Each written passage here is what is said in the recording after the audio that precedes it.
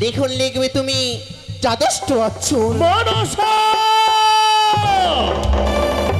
কি বলছো তুমি? তুমি ভুলে যেও না আমি হচ্ছি স্বয়ং বিধাতা। এই বিধাতা পুরুষের একবার যার কপালে পড়ে যায় কালি, সেই কালি চিরদিন অমর হয়ে থাকে। দাদা, হ্যাঁ, তুমি আমায় কথা দিয়েছো সেই বাছার ললাটি 100 বছর না লিখে তুমি লিখবে যথেষ্ট বছর। কিন্তু কেন মনসা জানতে পারি? কেন জানো দাদা, সেই বাছার ললাটি যদি তুমি লেখো যথেষ্ট বছর, তাহলে যে আমার কাজে সিদ্ধ হবে, আমি হতে পারবো বিশ্বমাজের বিশ্বপূজিতা। কি বলছো ভগিনী? হ্যাঁ দাদা, তার ললাটে যদি লিখি আমি দ্বাদশটি বৎসর, তাহলে হতে পারবে তুমি বিশ্বমাজের বিশ্বপূজিতা। হ্যাঁ দাদা। কিন্তু ভগিনী, আমি বিধাতা পুরুষ, আমি তো পারি না সেই লিখনকে পরিবর্তন করতে। দাদা, হ্যাঁ, তুমি যদি 10 বছর সেই না লিখো, তাহলে যে নারীগুলি আমি পিঠায় চলে যাব সনাতন ধর্মী সবজি নারী পিঠাই চলে যাবে, তোমাকে যে লিখতেই হবে দাদা। কিন্তু ভগিনী, কি করে আমি 100 বৎসরকে দ্বাদশটি বৎসর করব? কি করে আমি এই লিখন লিখবো ভগিনী? দাদা, তুমি যে বিধাতা পুরুষ, তুমি যেই লিখবে সেই যে পালন হবে দাদা। বেশ ভগিনী বেশ, আমি যখন কথা দিয়েছি তোমায়, তুমি যা লিখন লিখতে বলছো আমি তাই লিখবো। কিন্তু কিন্তু কি দাদা? এর পাপের ভাগীদার কে হবে? দাদা, ভয় পেও না, এই পাপের ভাগীদারি আমি হব দাদা। বেশ ভগিনী, তাই হবে, নিশ্চিন্তে থাকো। এক দেবীকে বিশ্বমাঝারে বিশ্বপূজিত করার জন্য আমি আমার লিখনকে পরিবর্তন করব। তবে চরণে প্রণাম দাদা। রানীমা, বলো দাইমা। ষষ্ঠী পুজো হয়েই গেছে। এই রাতে আমার যে মনে পড়ে গেল পূর্বের কথা, যেদিন বড় সন্তান হয় যাত্রাধর, হ্যাঁ, আমি এসেছিলাম, সুতিকা ঘরে ছিলাম, জানি না কে বা এসেছিল বুঝি। আজও মনে পড়ে গেল সেদিনের কথা। আজকে আমি আর ঘুমাবো না, সারাটি রাত ধরে জেগে থাকবো। দেখি বহুত দিনের সাধনা আমার সফল হতে চলেছে বুঝি। এই তো এই রাত্রি নিঝুম এখানে এসেছে জেনে আমি সতিকা ঘরে এই মুহূর্তে আমি প্রবেশ করি না কেন? একই দ্বার পাহারায় যেন ধাত্রীমা এখনো জাগৃত রয়েছে। ধাত্রীমাকে যদি আমি নিদ্রায় নিদ্রিত না করি, তাহলে যে আমি প্রবেশ করতে পারবো না। এই মুহূর্তে নিদ্রা দেবীকে স্মরণ করি, ধাত্রীমায়ের নয়নে আমি নিদ্রা ভর করালাম। বাহ, কি সুন্দর যেন ধাত্রীমা ঘুমিয়ে পড়ল। এবার চুপে চুপি আস্তে আস্তে করে আমি এই সতিকা ঘরে প্রবেশ করি না কেন?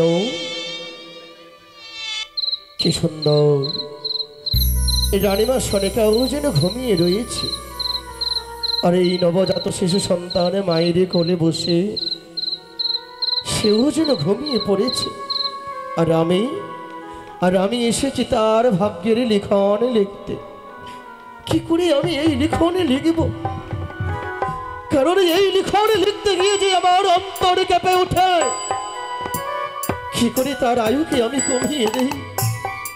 কিন্তু ভগিনী পদ্মাবতীকে আমি কথা দিয়েছি, তাকে বিশ্বমাঝারে বিশ্বপূজিত করার কারণে এই লিখন আমায় লিখতেই হবে। তাই আর বিলম্ব না করে আমি লিখি না কেন? ওই আমি লিখিলাম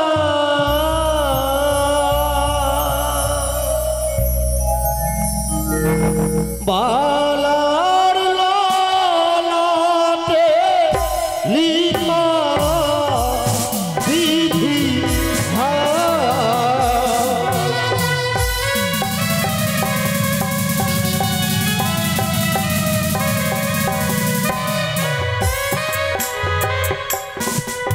ও গো 100 বছর আয়ু লিখি দাদা ষষ্ঠী বৎসর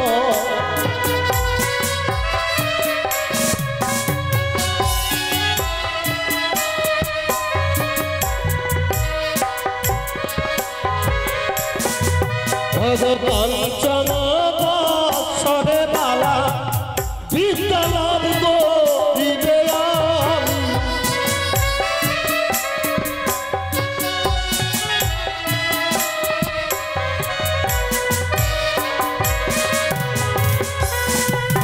আবার অষ্টম বৎসরে বালা মামিকে হরিবে।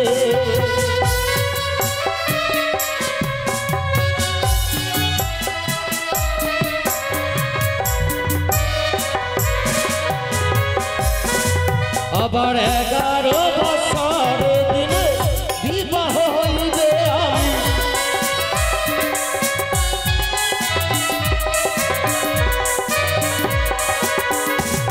আবার বিরাট বাসর ঘরে জমশিবে কান্নারে আমি।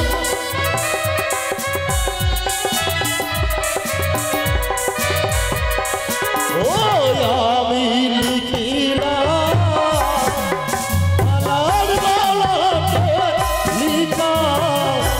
বিধি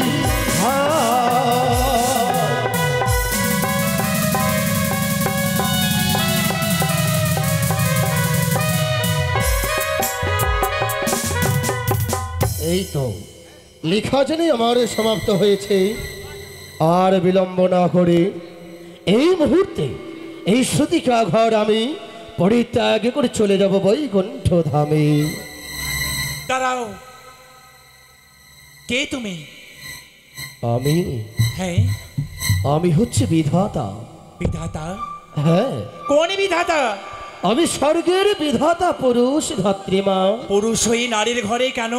ধাত্রীমা, শুধু এই নারীর ঘরে নয়, আজকের দিনে প্রতিটা নারীর ঘরে যে আমায় প্রবেশ করতে হয়।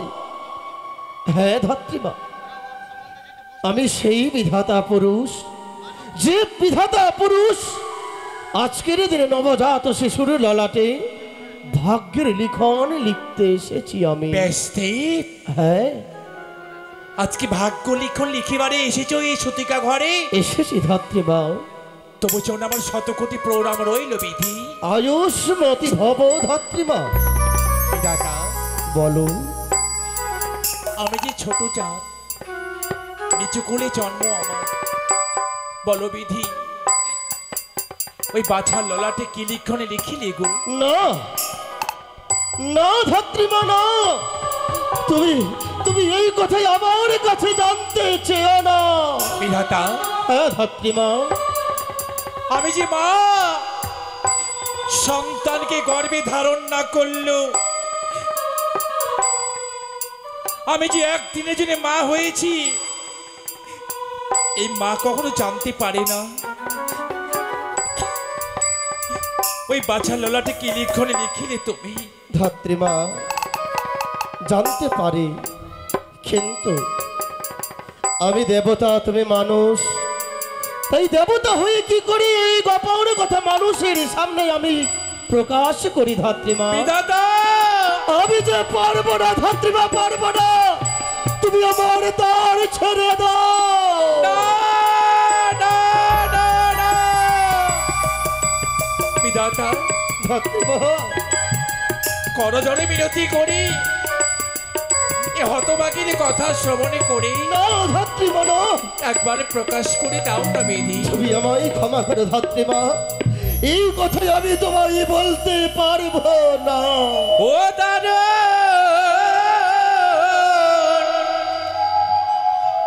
দারুণ বিধি রে,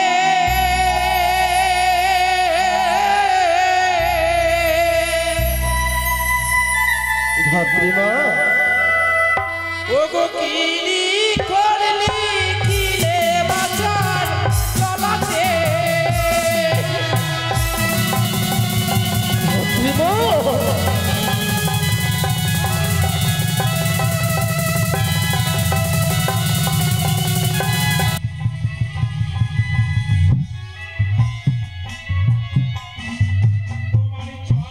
ধরে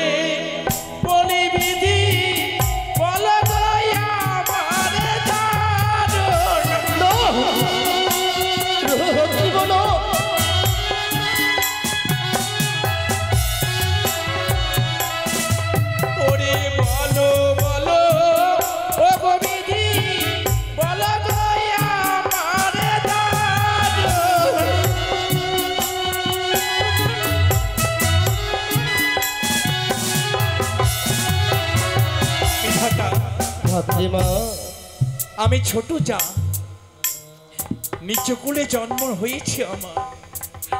মর্তবাসী সবাই ঘেন্না করি, আমার এই জাতির কোনো জায়গায় ঠাঁই হয় না। অপরাধ করেছি, কোন জন্মে অপরাধ করেছি বলে আজকে নিচু কুলে জন্ম হলো আমার। কি বলছো ধাত্রীমা, কি বলছো তুমি? ও কথা বলো না ধাত্রীমা, বলো না। কারণ দেবতারা যে জাত ভেদাভেদ কিছু মানে না। একদিনের জন্য হলেও আমি তোমায় মা বলেছি। তাহলে বলো, এই মাকে কখনো ফাঁকি দিয়ে যেও না বিধি। কিন্তু ধাত্রীমা, এই কথা যে বলবার নয়। আমি কেমন করে এই কথা আমি তোমার কাছে বলবো? বিধাতা, এক নারীর সম্মুখে পুরুষ হয়ে তুমি না বলে চলে যাবে না। আমি সত্যিকারে যদি আদর্শ নারী হয়ে থাকি, যদি এই ভারতবর্ষে বর্তমান নারী হতে পারি, আমি যদি সাপ দিই, সূর্য উদয় হবে না, আলো দেবে না এই ধরাতে, প্রকৃতি বায়ু দেবে না। না ধাত্রীমা, না, তুমি আমার কাজ করো না ধাত্রীমা, আমার কাজ করো না। তাহলে তাহলে যে আমি কোনোদিন আর ওই স্বর্গে ফিরে যেতে পারবো না ধাত্রীমা। বিধাতা, এই হতভাগী ডাইমারের কথা শুনে এই মায়ার আঁচল ছেড়ে তুমি যেও না বিধি, যেও না। ধাত্রীমা, বললাম না আজ আমি তোমার নয়নের জলের কাছে জিততে হেরে গেলাম আমি তোমার নয়নের জলের কাছে, মাতৃত স্নেহের কাছে। জগতে সবাই তোমায় মা বলে, একদিনের জন্য হলেও আমিও তোমায় মা বললাম। তাই ধাত্রীমা, আমি বলবো তোমায় এই কথা, কিন্তু তুমি কথা দাও, যেই কথা বলবো আমি তোমায় শ্রুতিকা ঘরে, এই কথা তুমি কোনোদিনই কারোর সামনে প্রকাশ করবে না। কথা দিলাম বিধি, সন্তানের কারণে যদি আমায় মৃত্যুবরণ করতে হয়, এই হতভাগী ডাইমারের মৃত্যুবরণ হয়ে যায়, তবু আমি প্রকাশ করব না। বেশ ধাত্রীমা, তবে শোনো, এই নবজাত শিশুর আয়ু ছিল 100 বৎসর। ভালোই করেছো বিধি। না না ধাত্রীমা, না, ওই 100 বৎসর আয়ুকে কমিয়ে আমি কতটা করেছি জানো? কত করেছো? মাত্র করেছি আমি 12টি বৎসর। হ্যাঁ ধাত্রীমা, হ্যাঁ। এই কি করলে তুমি? এই কি করলে? তার কি আয়ু ছিল না? ছিল ধাত্রীমা, ছিল। আয়ু না থাকে, এই হতভাগী ডাইমার আয়ু তুমি দিয়ে দাও। না, এই গল্প তোমাদের না ধাত্রীমা, না, এ হতে পারে না, হতে পারে না। বিধাতার কলমে যার একবার পড়ে গেছে, সেই কলমের কালি যে মোছানো যায় না। বিধাতা, শুধু তাই নয়, আরে কি লিখেছি জানো? আর কি লিখেছো? 5ম বৎসরে হবে তার বিদ্যালয়, 8ম বৎসর হলে সে তার করবে নিজের মামিকে হরণ। হ্যাঁ, 8ম বৎসরে মামিমাকে হরণ করবে। হরণ করবে। কলঙ্কের দাগ, কলঙ্ক হবে, কলঙ্ক হবে। এই চম্পন্নগরে কলঙ্ক ছড়ে যাবে। কলঙ্ক, কলঙ্ক। সেই কলঙ্কের দাগে যে হবে তার জীবনের কাল। কাল? হ্যাঁ ধাত্রীমা। তারপরে কি লিখেছো বিধি? 11 বৎসর 6 মাস যখন হবে তার বয়স, সেই সময় হবে তার শুভ পরিণয়, বিবাহ। হ্যাঁ, আর বিয়ের বাসর হবে সাঁওতালে ভেতরে। ভালো তো, নিছিদ্র বাসর ঘরে। আর সেই বাসর ঘরে কুলসজ্জার রাত হবে। সেই রাতে কি হবে জানো? সেই রাতে বিয়ে রাত্রে বাসর ঘরে পদ্মার কাল নাগে হবে তার বংশ। বিধাতা,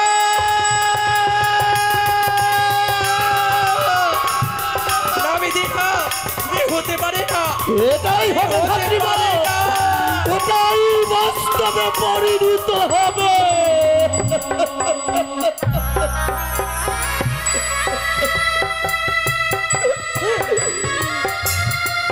তোমার চরণ ধরে বলি বিধি, বলি যে তোমার দারুণ। ধাত্রীমা,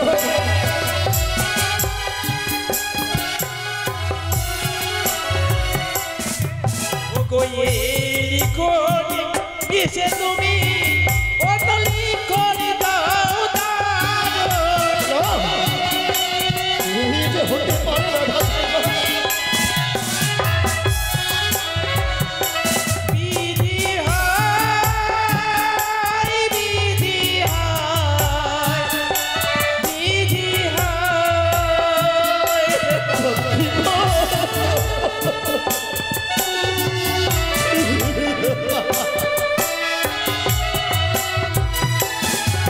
ওরে মহারানী শুনলে পরে পাগলিনী হইবে দারুণ। হবে।